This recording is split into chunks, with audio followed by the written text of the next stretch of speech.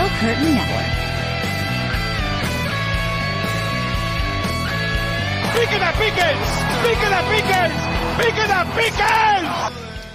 What is going on, Pittsburgh Steelers fans? Welcome back to another episode of the Steelers Preview. I am Jeff Hartman. Joining me as always to round out the triumphant trio, Dave Schofield. What's up, David?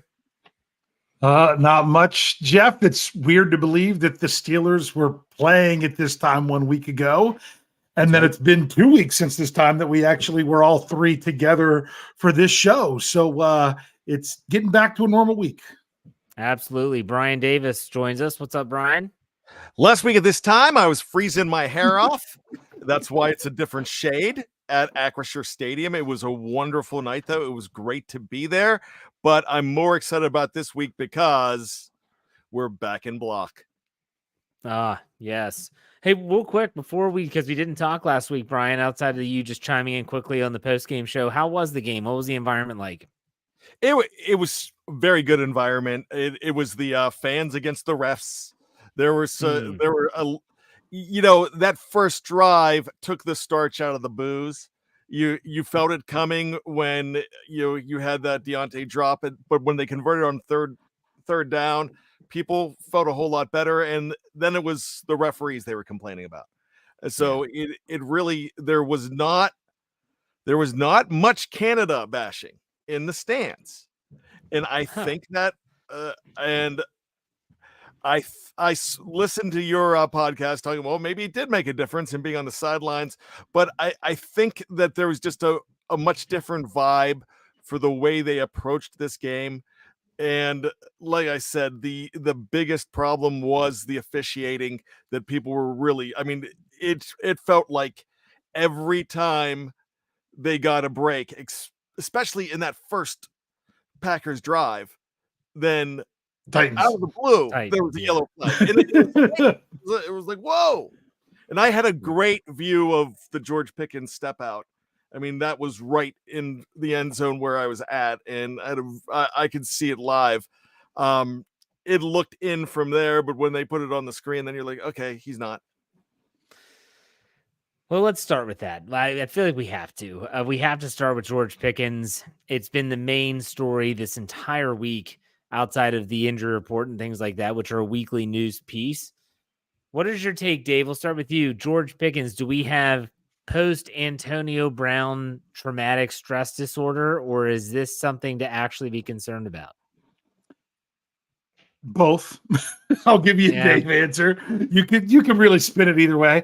I don't want to say that it's a complete non-story when people were disgruntled or things like that, but it's not nearly the story that some are making it out to be. It's where a lot of things are when it comes to the polarization in Steelers Nation. It's somewhere in the middle. Yeah, it's something you don't want to see. Yeah, he might have had a rough day. His frustrations, how much of them were at himself as much as anything? Because the only person to blame for that touchdown was himself.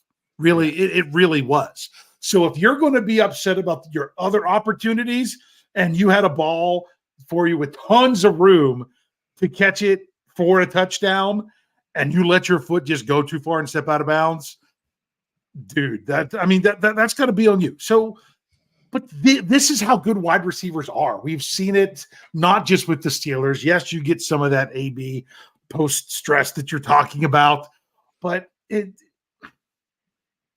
it's kind of how they have to be wired to be great. It seems like so. Yeah, they want the ball, and that's fine. And he's probably frustrated with a lot of things. I didn't, if you listen to the clips from beat writers and even the Steelers put out video of media availability with the players, and George Pickens was interviewed, obviously, and they asked him a lot of questions. And he said, look, I wasn't frustrated. I just wanted the team to win. I was glad we won. And then Najee Harris comes out and he goes, well, I had to talk to him. I talked to him at halftime, told him he's got to get his head right. Kenny Pickett said, yeah, we're trying to lift him up. They're singing two different tunes. Brian, what's your take on the whole George Pickens thing? I have a lot to say about this. And if you had a chance to listen to Here We Go, the Steelers show, you heard Kevin and I talk about this. And Kevin, who has coached kids and coached players, for 40 years, he said the first thing he said was, So wide receiver, Brian, that's not a myth. It's truly a different mentality. But one thing that I thought of through this whole thing, and I brought this up, the human male brain is said to not fully mature until we're 25 years old. Now, I know Dave Schofield's male brain matured at probably age 7. No. Jeff, I would probably think you were a little bit of ahead of the curve. I'd give you 23. I know mine's still forming, and I'm over 50. I get that, and I understand that. But you've got to remember one thing about George Pickens. He's 22 and a half years old, and he's never faced adversity. He's been the star everywhere he goes. Played at Georgia. There's not much adversity there. It's like, hey, like Uga, the mascot, the 9th one just died and we got to get a new one. Oh, okay. That's the adversity they have at Georgia. Or which booster is going to pay me more? Is the booster going to get me the A class or the C class? So it's something like I'm just joking. I'm jesting. But let me talk about my wife for a second here. My wife and I, we have a great relationship. But when we fight, it's ugly. I apologize later because I say stupid stuff. I say stuff that I don't mean. So when a kid goes out and gets mad and takes pictures off of his Instagram and writes "free me," and then says, "Oh, I'm going to take that off." It's the ones that don't take it off that you worry about. It's the ones that don't have remorse that you worry about. I have always compared him a little bit. I've always worried about TO syndrome with him, but he's got a lot of talent. He's got a lot of things to work through. He has Deontay Johnson, and I think Deontay Johnson is going to be a very good leader for him. Deontay Johnson put out something on Instagram the other day, like a picture of them together in the end zone, and from that same night, might have been pregame or whatever, saying, no, look, we're okay. The guy had a bad night. He had a pout. He pouted. That's it. We have kids. Yeah. And this is a hard thing for me to understand. But when I have a stepson, an own son, and my daughter, you grew up in the Davis house in Johnstown, Pennsylvania, if you were mad, it was confronted right there.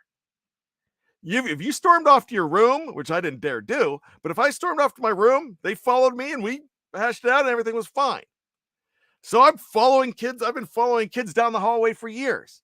And my wife says, if you just let it go and let them simmer down, they're going to be in more of a rational state. So this is a young kid. I've got a 16-year-old son. This guy's 22. There's not much of a difference. Junior in high school, and this guy is probably the age to be a rookie in the NFL, really.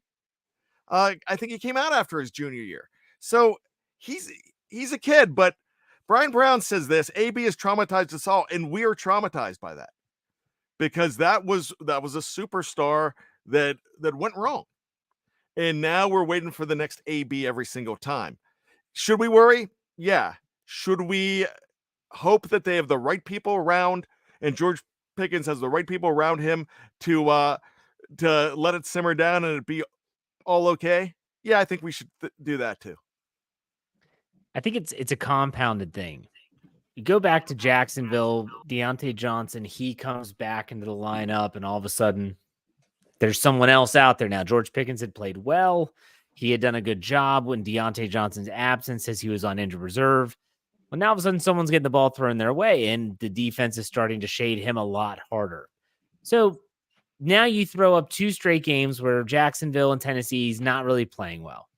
But then against Tennessee, he has an opportunity to make a play. He doesn't make a play. And so now that frustration has been compounded. And then you think about the fact that the dude is one of those guys where you could probably say he's always open. Even when he's covered, he's open. I mean, look at the ESPN statistics. What were those? They did those rankings last year where it was like the catch radius. And he like led the NFL in the ability of catching, like just all doesn't matter if there's someone, he doesn't get separation. He's not Deontay Johnson. So when he has this mindset of like, wow, I'm this type of guy, things aren't going my way, he's getting really frustrated. Now, my next question, I think it's the natural follow-up. I wrote this article for SteelCurtainNetwork.com, so you can check it out today, and that is, get yourselves ready for a heavy dosage of GP early in the game. Dave, you agree with that? They're going to come out and try to appease the disgruntled employee? I do. Unfortunately, I don't know if they know how to, as much as you would get that with when you had Ben Roethlisberger. Because seriously, if you look at last Thursday, there's 2 play calls that I really didn't like. We talked about in the postgame show, Jeff. Yeah. One was they wanted to get the ball to Pickens on a play where it was what? It was like 2nd and 4 or 2nd and 6 or something like that, and they lost 3 yards because they ran that play to try to get it to Pickens, which wasn't what they should have done. And of course, we didn't like them try to go gimmicky on the goal line.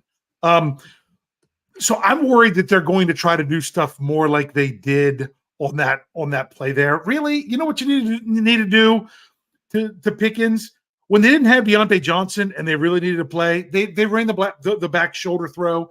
As many people say, you can't. That's a great play, but you can't live on that play. But it doesn't mean that you have to go away from it when you get someone like Deontay Johnson back. Run one of those early in the game. Maybe not, even if it's not the first drive. Do it on the first drive after you get a first down or something like that, just so you make sure you don't, do the 3 and out if it's too close to the sideline or whatnot.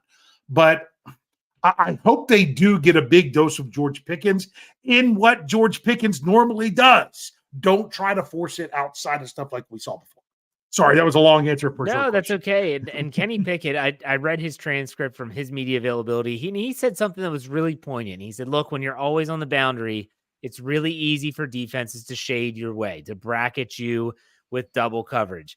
He said, we need to move George around a little bit. Yeah, put him in the slot from time to time. Let him work there. I hope the Steelers are smart enough to realize that when you talk about, like, Dave, what you're talking about in terms of getting him involved, it doesn't have to just be a route tree thing. We're going to run a go route and hope that he has that, or we're going to do a back shoulder throw. Move him to the slot, put him in motion, see what they can draw up in that perspective. I hope they're creative and not stupid. I'm not going to hold my breath. Brian, what about you? We getting a lot of George Pickens this week? Yeah, I think we very well could, but I'm a superstitious man, and I'm thinking that we need a little bit of clothing exorcism. So Dave and I are going to hold down the fort while you go get the shiesty hood and finish the show with that. Hey, if he has 3 straight games, I'll bring it back to get him out of the funk. If he has 3 straight stinkers, I'll bring it back on the preview to get him out of the funk. I still have it. Now, I think we should get some more George Pickens action. I think they're figuring out this offense a whole lot more.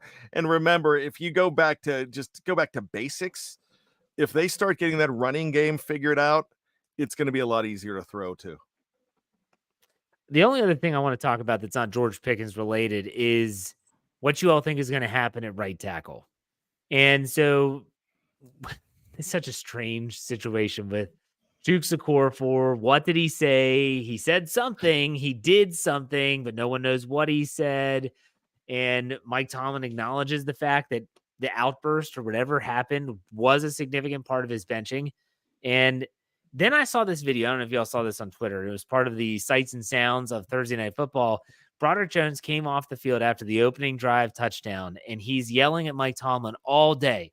And Mike Tomlin's like, yeah, big guy. Yeah. And he's like, all day. I'm like, man, where is that fire? Like, how is this a discussion for me? I don't get it. I would hope that Broderick Jones is going to start this game. Dave, what do you think? Well, part of the reason he should be yelling, he should have been. If you go back and watch that play, Isaac Seumalo pulls on that one, if I recall correctly, and he opens it up where they're at the 10-yard line. Najee Harris is getting 5 yards based on Seumalo. But Broderick Jones, and Coach Tomlin mentioned this in the press conference, he was getting second level a lot, and he was getting there quick. And he was the one, it's not like he made a big pancake block, but he was there where a defender was, getting in the way. Najee Harris gets into the touchdown zone from 10 yards out. So I can see why he's excited and fired up. He's starting this week. I mean, they're basically saying it without saying it. just the feel when you hear Jones talk and everything else, that's the feel that he's going to get the start again this week. And if he plays well, which is funny because he didn't have a very good PFF score, that was one that I tore up because I thought they were completely wrong, because I thought he did a great job run blocking, and they gave him really bad marks. So you wouldn't go away from that, in my opinion, if he comes out and just really tears it up.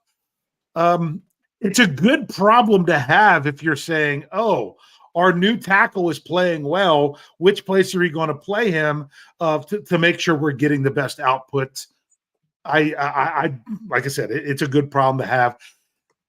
My coach Shulman say he deserves another look. If he does well in that look, then he deserves to continue to get it. I would have said he deserved to be at left tackle after the game against Baltimore, but I thought he earned another look there as well. And he didn't get it. So I'm not putting anything past these coaches to go back to Chooks. Brian, what do you think? This is the 40th anniversary of one of my favorite movies of all time, Trading Places, with Eddie Murphy and Dan Aykroyd. So I am going to propose the Randolph and Mortimer Duke bet. $1. $1 says that this man, Broderick Jones, starts at right tackle. $1. This week? I'm not. You taking it? No, I'm not taking that bet because I think he does start this week. Yeah. I don't think any of us are arguing this week. The question is, how's it going to go beyond? Well, he just said that. Brian, $1, boys. It's his job to lose now. He's starting. Yeah, maybe. Barring injury. Barring injury. Yeah. You boys taking it? Who's taking it? I'm not taking the bet because it's what should happen. It should happen this way. But it's the Steelers. I know. You wait. Everyone says, "Boy, they played their cards well." I'm tempted to take the bet just because it's only $1. Yeah, but it's still it's one of those dollar. But the thing is, everyone says, "Oh man, the Steelers played their cards so well with these rookies." What? I mean, I'm sorry. We had to watch Levi Wallace get turned into like one of those spinning tops repeatedly by receivers until they decided to put Joey Porter out there a little bit more. Guess what? Joey Porter still can't tackle well. Why would we wait this long? Keanu Benton has been a force every time he's been in there. You want to ease him in, but is it going to take Montrevious Adams missing to finally give him like an actual look? Or are we just going to like throw out Armon Watts and say, let the young guy ease his way in? My gosh, we're halfway through the season. Let's get these guys on the field. That's why they were drafted. It's one of my main frustrations with the team so far. Brian, what do you want to say? Yeah, let me throw this out. Here's a problem that I saw from the very beginning with Broderick Jones, and it had nothing to do with Broderick Jones. Everybody was calling him a bust on day 2 of minicamp. You had these reporters saying, Broderick Jones doesn't look good out there. And then all these talking heads throwing out, Broderick Jones doesn't look good. My goodness, it's mini camp, and you're saying that it's a mistake already. I mean, gosh, we're not giving anybody time. I went off on that whole rant on bad language the other day about proclaiming a guy the guy. Give him time before he gets to settle into being a guy. Yeah. And mini camp was a little excessive. They said the same thing about Darnell Washington. This guy looks like he can't run a route to save his life. It's like, well, he's not going to be running a ton of routes. He's going to be blocking a lot, and he's doing that well. Now's when we want to see him run some routes. Let's see him up the seam or something like that. But we'll see. This is going to be an interesting game for a lot of reasons. Let's get the breakdown on the injuries. I was going to refute everything. I was going to devil's. No, I was just going to say, playing devil's advocate, it's easy to say, oh, why did they wait so long to get these guys out there? You know what? We'll never know if it would have worked out that well from the beginning. But you know what you do see sometimes from the rookies, you see them get to the very end of the season or even into the postseason and not have their best stuff because they're not used to playing 17 plus games. So it's not completely illogical. No. That you're like it by easing them in. Think about it. They finished their college season and then they're rolling right in. They had no offseason. They were getting ready for the draft and everything else. We've talked about that a bunch. That's why rookies can burn out. So easing them in, I'm not saying it's the right thing to do, but I'm saying an argument can be made to do it. Oh, absolutely. Dave's bringing back the rookie wall. Yeah, for sure. Well, yeah. I think that's a thing. But especially when you go to when you go to 17 games. Kendrick Green wasn't good, and he still hit a rookie wall to be, where they wouldn't even bring it back when he got hurt. Yeah. Well, to me, I look at it from a case by case perspective. So Keanu Benton, we all knew he was going to be eased in. He's going to rotate in certain situations.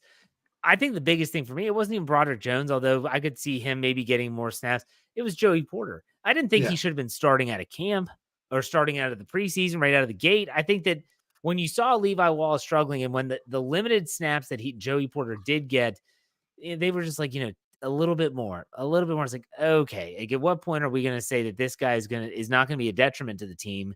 If anything, what you have on the field, Levi Wallace, he's going to be the detriment to the team. I don't know. That's a fine line. And like you said, Dave, we'll never know. But you're still forgetting. Too many Steelers fans forget about this. Oh, they had a great preseason. Joey Porter missed time in training camp and missed a preseason game. I think we would have even seen more of Porter sooner if it wasn't for that. That's possible. Hey, I want to get this super chat here before we get to the injury report. Kyle Smith gives us $2. Thank you very much for the tip. He said Steelers offense breaks out this week. I feel it. We'll see if we agree. We'll see when we get to our predictions. When we get to our picks and our predictions, we'll see if we mirror those thoughts. But Dave, you have the injury report ready? I do. All right, let's go for the Steelers first. Okay, Steelers first. Same four names both days, but it was worse today than yesterday because two players that were limited on Wednesday did not practice on Thursday. But the four names for the Steelers are Minkah Fitzpatrick with his hamstring, didn't practice either day. I think we got another week where we don't get Minkah. Landon Roberts was limited Wednesday and didn't practice Thursday. That had me worried that was an injury that happened on Wednesday, but I still haven't heard reports that was the case. Montravius Adams did not practice with his ankle either day. I don't think he's coming back this week. And here was the one. Cam Hayward limited Wednesday, didn't practice Thursday.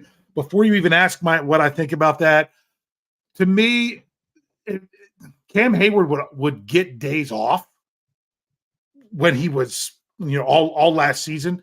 And after I wrote the article for the injury report, Dale Lally put out a tweet that the Steelers were practicing outside and it was damp. It had rained. That they might have decided, hey, these guys, Landon Roberts, Cam Hayward, two veteran players, even though this is Roberts' first year with the Steelers, they might have just said, you know what, let's not push it with those guys. Let's make sure they're good for Friday.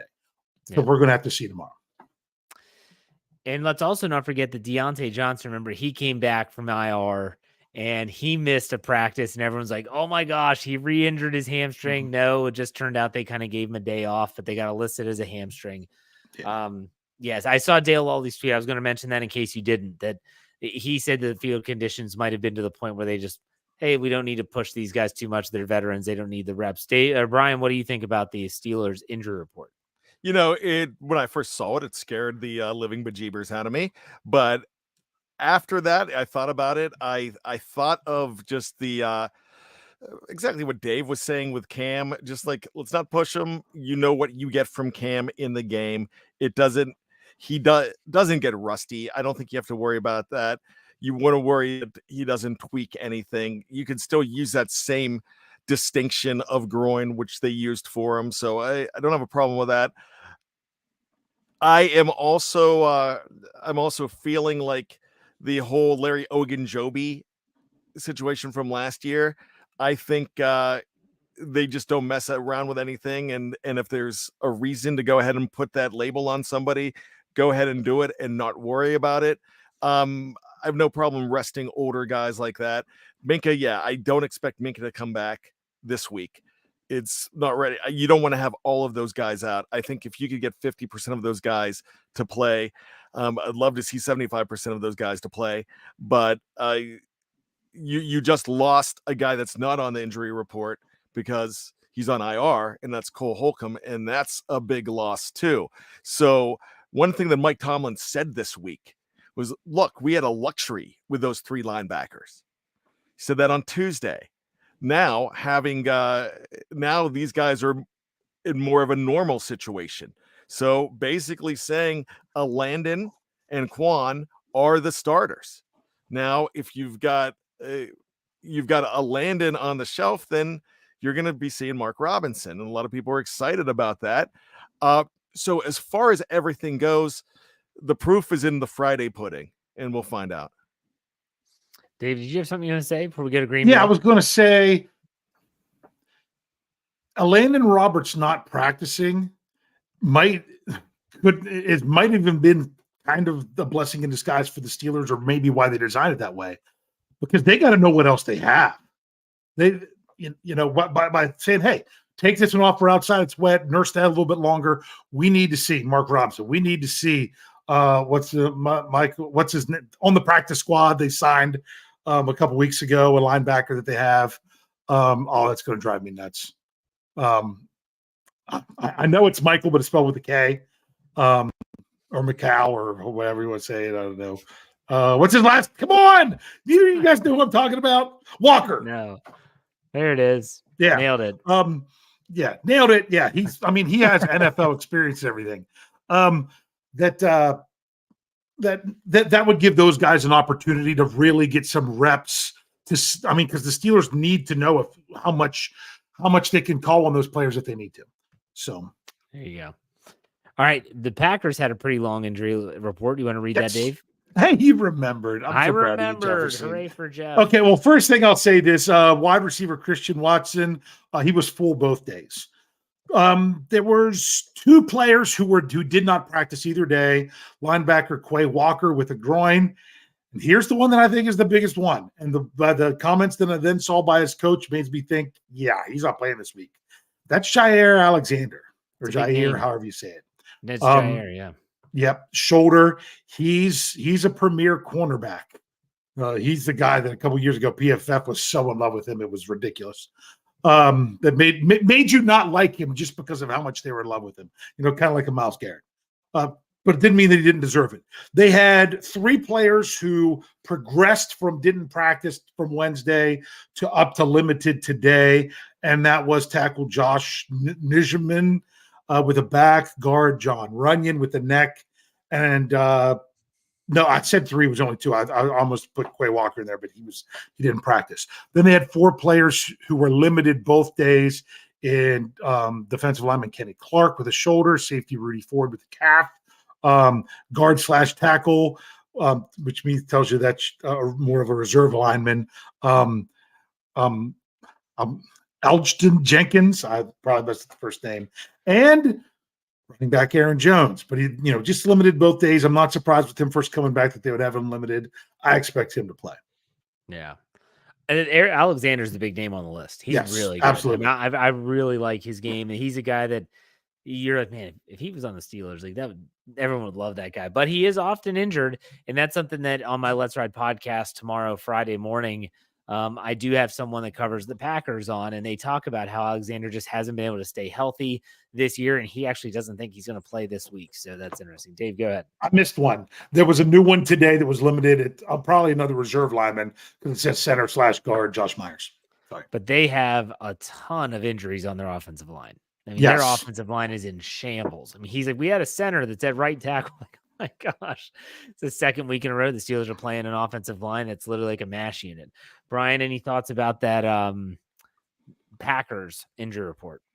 I really feel like I'm always pessimistic, and I don't go too crazy when they have a line in shambles, but this one seems to be worse than what we've seen in a long time with a team rolling into Acrisure, and especially when you have that pass rush looking really good like they did against the Tennessee Titans, and you kind of feel like they're going to go after Jordan Love. Bump. He's not loving it. The Love Boat comes to Pittsburgh, right down there on the river. All right, so here we go. We're going to take a quick break. On the audio side, we hear a word from our sponsors. Everyone that's watching live on YouTube, Facebook, or Twitter, we're not going anywhere. We'll be right back. All right, Steeler fans, we're back. Second half. This is the fun time of the show. It's where we start talking about things like predictions, over-under game, and some Steelers trivia. I'll tell you what, though, Dave, real quick. This is on the top of my head after what Brian was talking about with the offense. Where do the Steelers rank as a team with sacks? Do you know that off the top of your head? I didn't do the rankings. said it this morning. I don't want to give the wrong number because it did change. They're towards the very top. They are the Steelers rank in, you meaning in sacking the opponent's quarterback. Correct. Yes. Yeah, with 26, they are 7th all by themselves. 7th. And the Ravens are first, correct? What number do they have? The Ravens are up there. I don't remember their exact number, but also remember they have an extra game. But they are averaging more per game. Is how I do it to figure out their rankings. So 7th, that's not bad. That's not bad. The Steelers are going to need to get after the quarterback, that's for sure. Also, we are getting ready to start the over-under game. We have an update on those. We didn't have it last week. I think I would have gotten them all right if we did, but we didn't have it. So nope. Where are we? Well, Jeff, you did good the week before, even in the loss to Jacksonville. You're the only team that picked the Steelers. But yet somehow, well, Brian picked the Steelers to cover. I picked Jacksonville. I don't get any points for that though, but that doesn't matter. And we all took the over, and it was under. But Jeff, you were 4 out of 6. Nice. You got Najee Harris rushing yards being under 65.5. You got Deontay Johnson targets being over 6.5. You got Steelers sacks being over 2.5.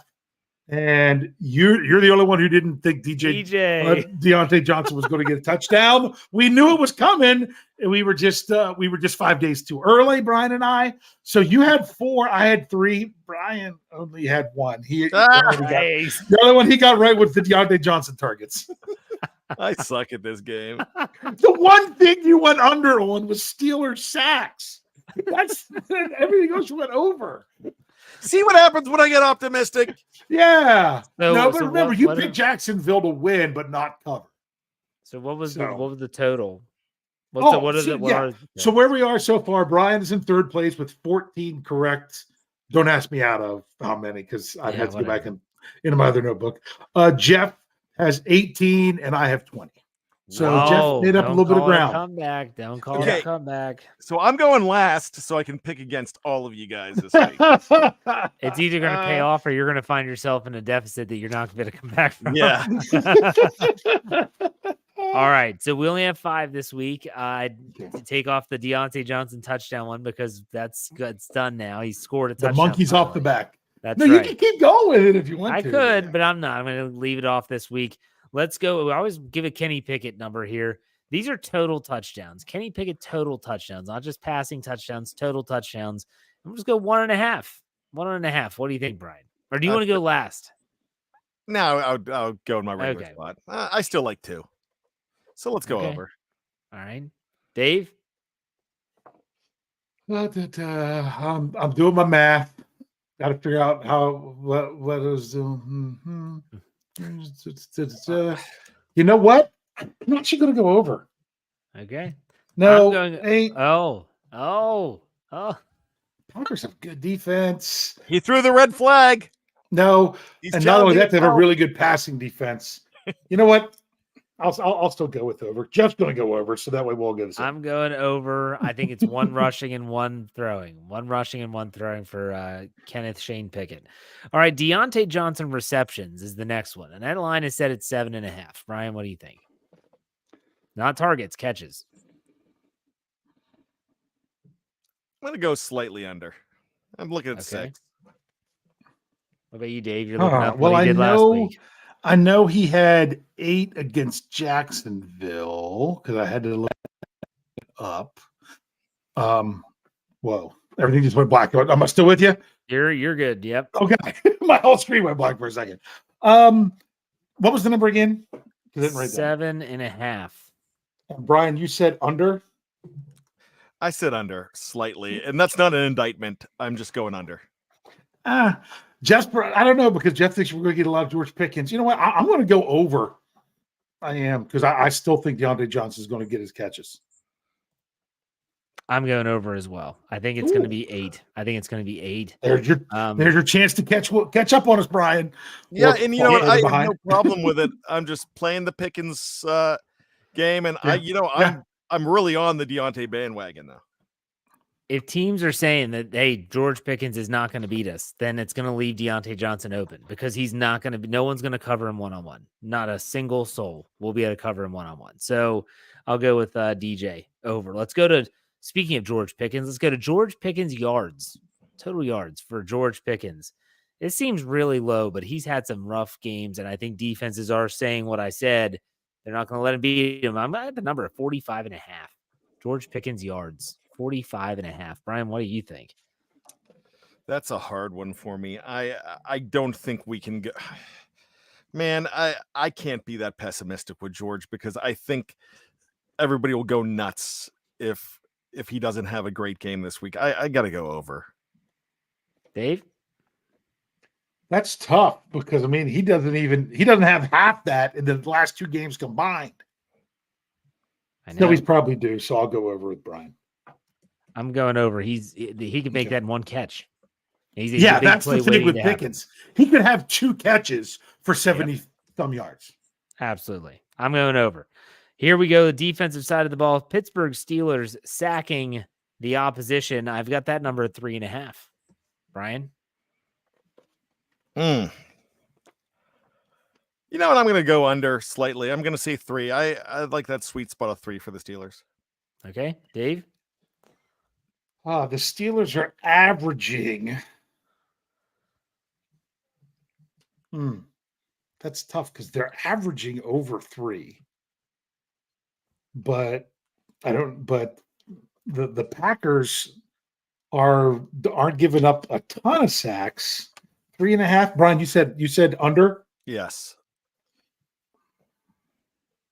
You know what? I'm going to go with you. I'm going to go with you this time, Brian, and go 3, just because I have too many overs.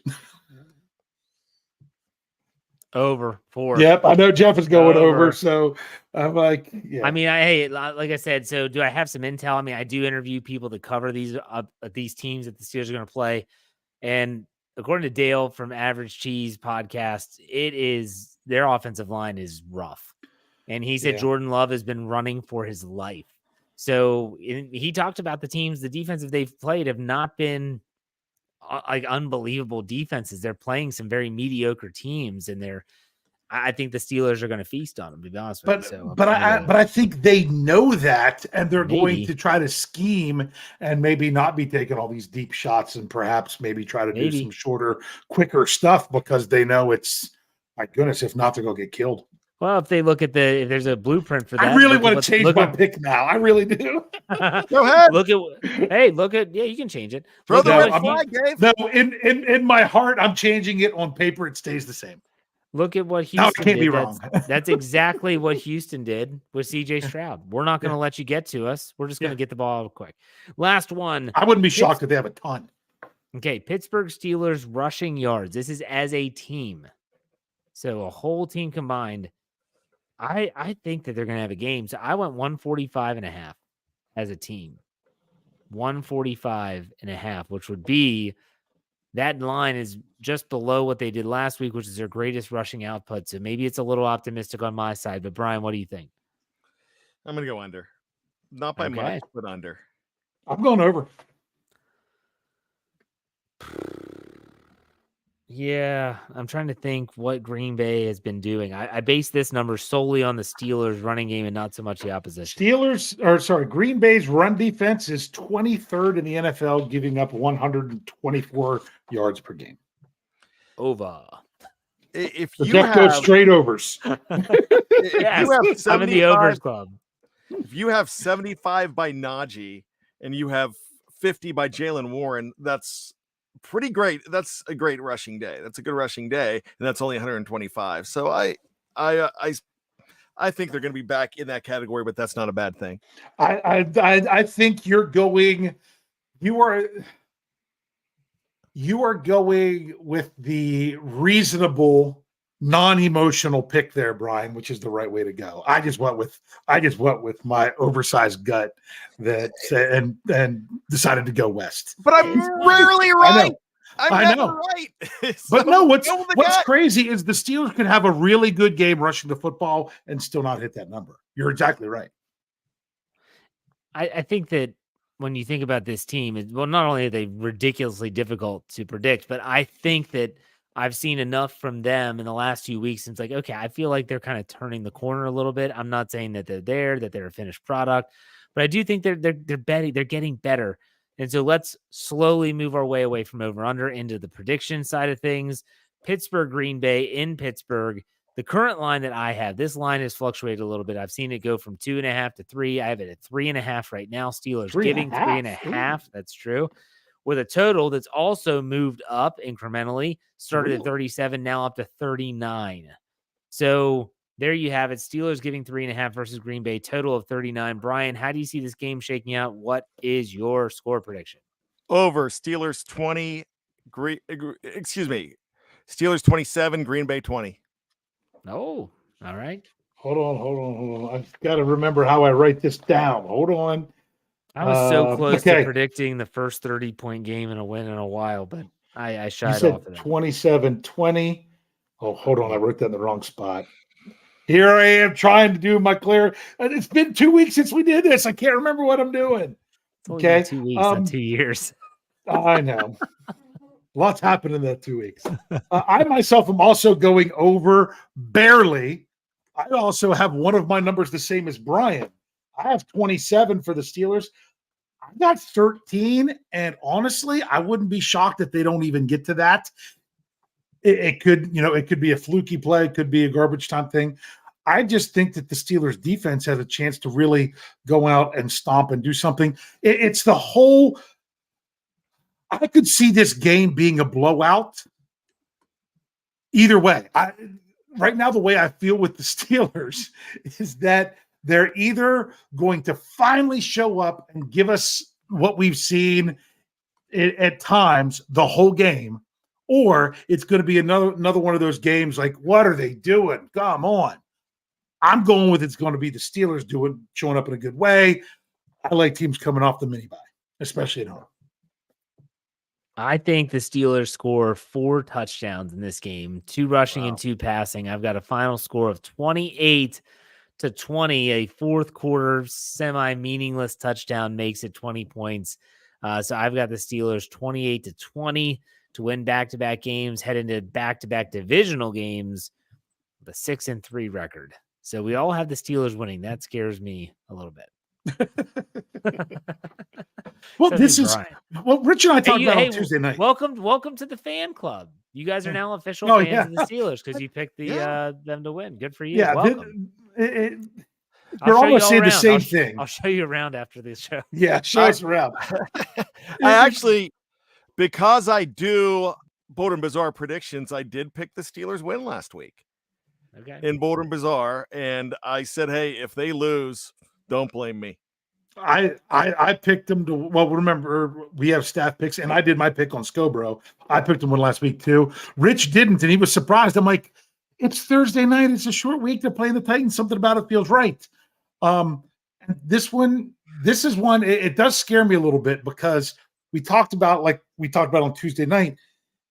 I don't want to say this is a must-win game because I don't like to even label those until you're either in serious trouble or completely eliminated in a must-win game.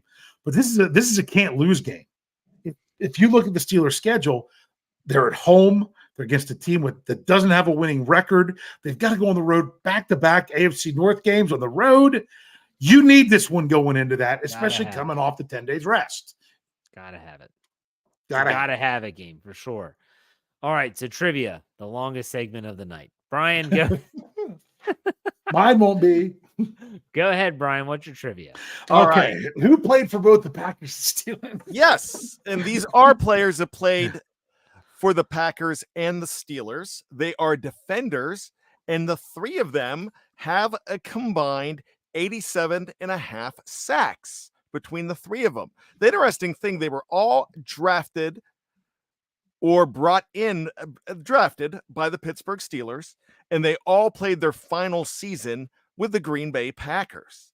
I'm going to give you their colleges: Pacific, Auburn, and California. So, dang it, he didn't finish in Green Bay, did he? Who's that? No. You said he were drafted by the Steelers? Drafted by the Steelers? Never mind, that negates it. Okay. Who were you thinking, Jeff? For some reason, I was thinking Kevin Green. I was just thinking that. So was I. He was a coach. Yeah, but He was a Yeah, he was coach. a I'm coach, like, yeah. why do I think about him with the well, he Packers? finished But his yeah. career actually in I think San Francisco, didn't he, or was it Carolina? No, Carolina. He went to No, Carolina, then he nope. wasn't San Francisco, Yeah, then he went back to Carolina. Oh, really? Okay, I didn't know he went Well, back. he to had Carolina. 2 stints in one of them. But anyways, I can't think of any Steeler Packer connection that has sacks, even when you said the colleges. Well, he said, let's see, what did he say? Clemson? Pacific, Auburn, and California.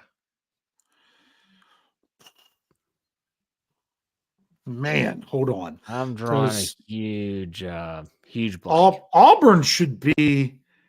That wasn't Kirkland, was it? He's He played at Clemson, Clemson. I was getting Clemson and Auburn mixed up. but he I don't know didn't why. finish his That- career I in should- Green Bay. I didn't think so finished his either. But I was just trying to finish think his of career schools. in Seattle, didn't he? Or Philly? Okay, not I know it was Philly. NFC. Okay, so Pacific, Auburn. Let's see. When I think of Auburn, I think of come on. The Steelers drafted a lineman out of Auburn. Sammy Coates played at Auburn. And Kendall Simmons, he played at Auburn. Sammy Coates doesn't have a lot of sacks, though. No, that's the No. thing. I don't know. I have no idea. I'm literally drawing a blank. I'm This is a really tough this I'm about Auburn to pull a movie phone.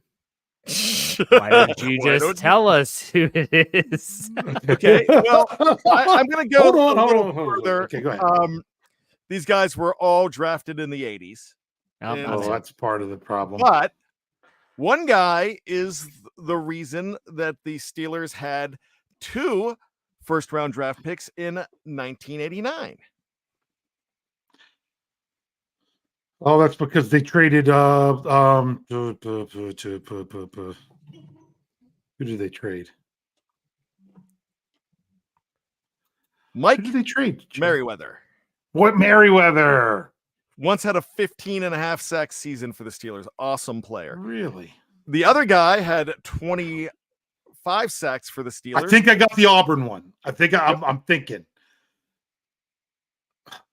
What was his name? Come on, Jeff. He was in the nose tackle. No clue. The first name Gerald is sticking out to me. Yep. Why can't I remember his last name? Kind of common last name, but not a Johnson, Jackson, or Jones. Gerald Williams. Gerald Williams. Is that the Auburn one? Williams. Yes. Okay. So that was the Auburn one. I knew if I focused on the college one long enough, I thought I could get it. So where was Merriweather? Where did he play? Pacific. College. He was the Pacific. Okay. And the wouldn't gentleman have- from California is actually a Cal Berkeley.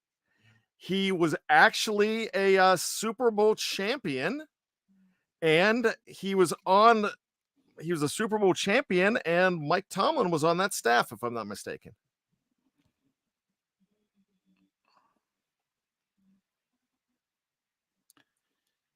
That was I believe. I hope I'm correct in that. what? That he was a Super Bowl champion That he was on that in Tampa Tampa. Bay. Hardy Nickerson was before that, right? It is Hardy Nickerson. Oh, it's Hardy So, Nickerson. I didn't know if he was on that team, but I know he went. He was to, gone. to- I'm sorry, I gave you the wrong thing. He was gone from that team. He played in Green but I knew Bay. he played in Tampa. Yeah, He played in Green Bay. That was his final season. So I apologize. I didn't know he played in Green Bay. Did you know Hardy played in Green Nickerson Bay? was a part of that 1987 draft, though, and he played until 2002. Yeah. I mean, he was a good player, but he was also one that I remember as a Steeler, but he really made his name as a Buccaneer. And real quick, what Steeler Hall of Honor player finished his career in Green Bay as well? Drafted by the Steelers. Drafted by the Steelers, not a sacked person. Nope. No, this is actually an offensive player.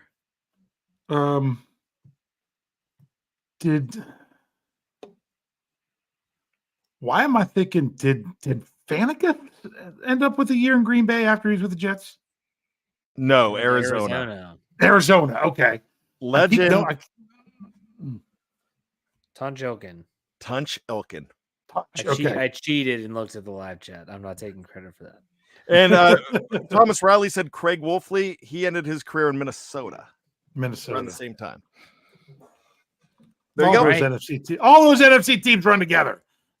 All right, Dave, your turn.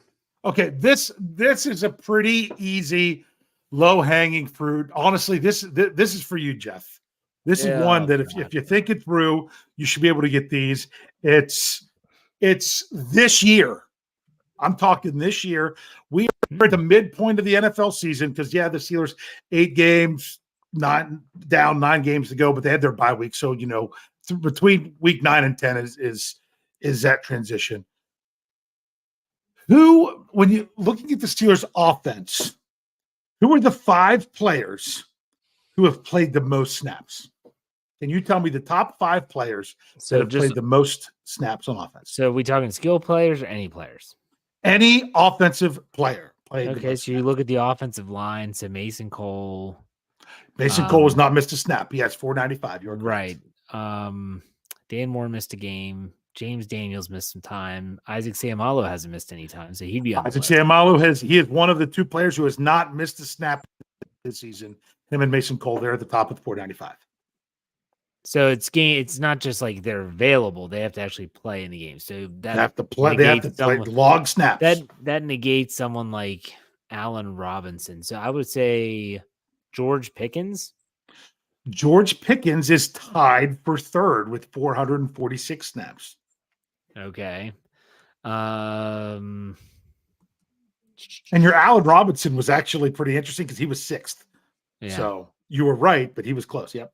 Najee Harris only has 268 snaps. Yeah, they split him pretty even. I don't think Kenny missed time, but does he have enough to make the list? Kenny Pickett is who is tied with George Pickens with 446 snaps. Am I missing one? So you've got one more, and it's the only other person over 400 offensive snaps. You got Seumalo, Cole, Pickett, Darnell Pickens. Washington. No, he's only got 223. Okay. I'm going to go crazy here. Connor Hayward? That's what I was thinking. Connor Hayward has 232. Okay.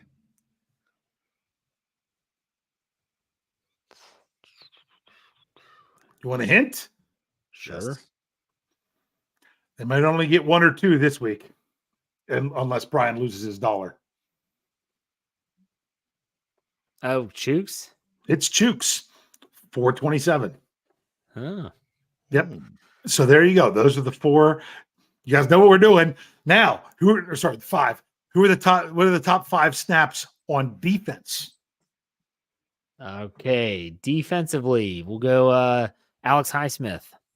Alex Highsmith is 3rd with 472 snaps. Which means that Trent Jordan wouldn't be too far behind or ahead. Trent Jordan is 2nd with 481 snaps.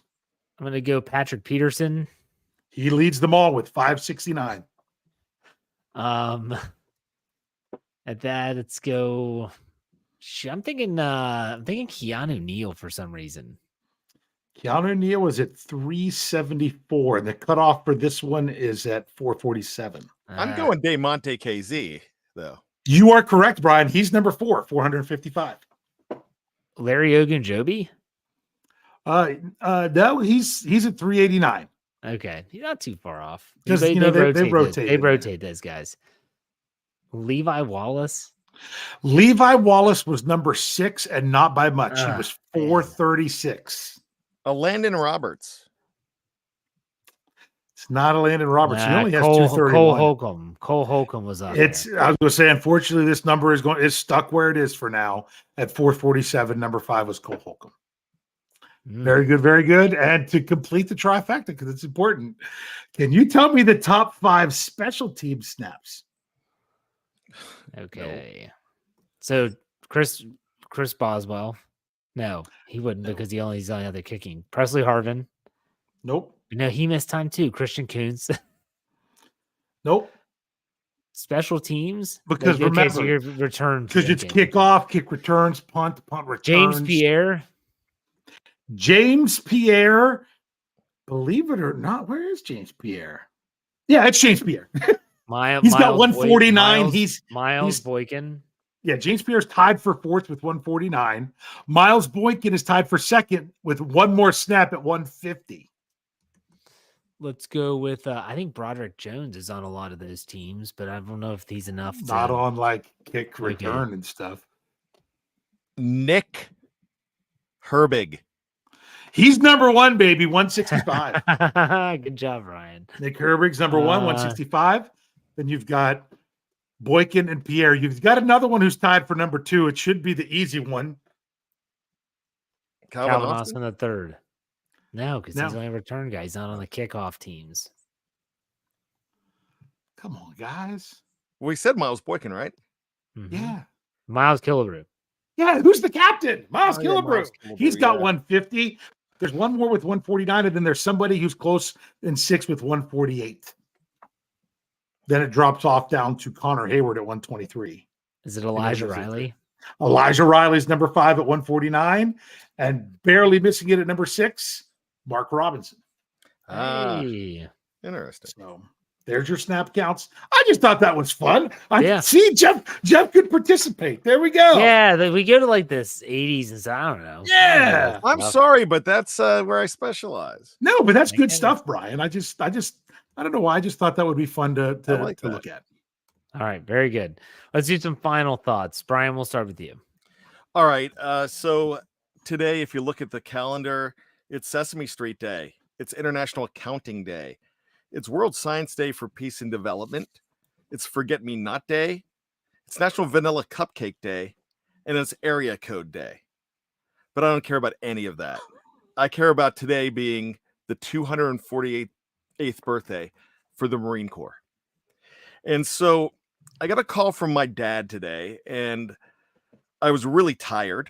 And my dad who is a part of the Marine Corps League, and he's the only Navy veteran that is allowed to be in the Marine Corps League, because when you're a corpsman in the Navy, you're considered an associate member of the Marine Corps League. So he is a proud member of the Marine Corps League, and he called me up and said, "Hey, your mom doesn't want me to go alone. I need to go to Martinsburg, Virginia tonight, and we are going to the VA, and we are going to celebrate the Marine Corps birthday and we're going to present hero blankets to the youngest and oldest veteran there." And I said, "Yeah, I'll go with you." And I was tired, didn't want to go. I've got a show tonight, all those things. Well, I'm like, of course, I don't say no to my dad, and for good reason. And the reason I don't say no to my dad is because it's, he does everything for me, and he always has. And so I go there, and we present these blankets.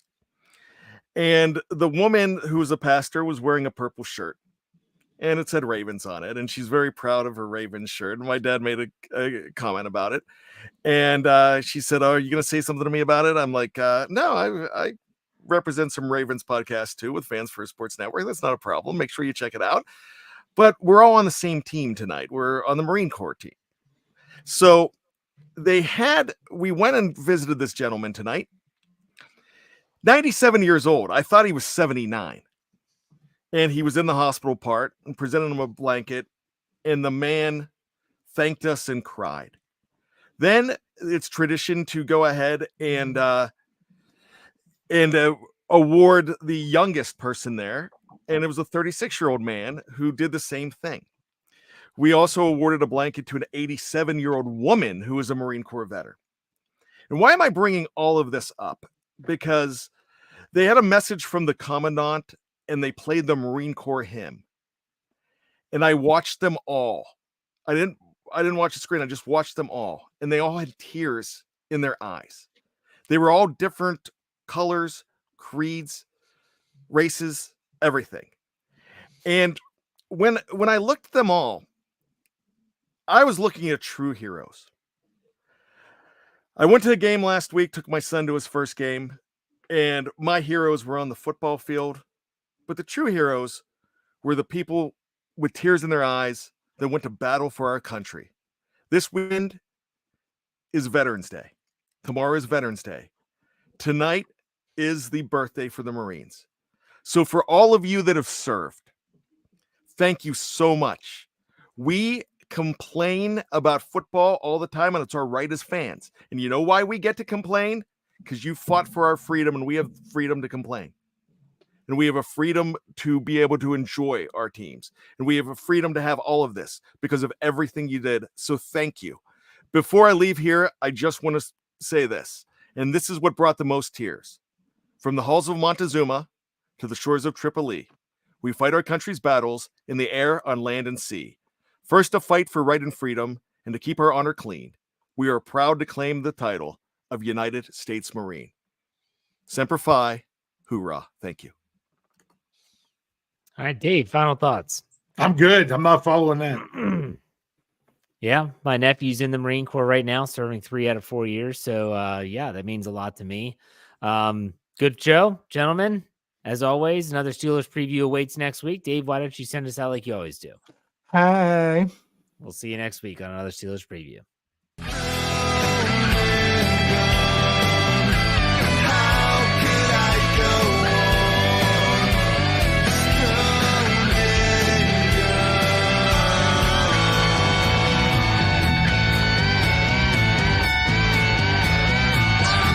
Steel Curtain Network. Get it. Everybody else gets a little tight.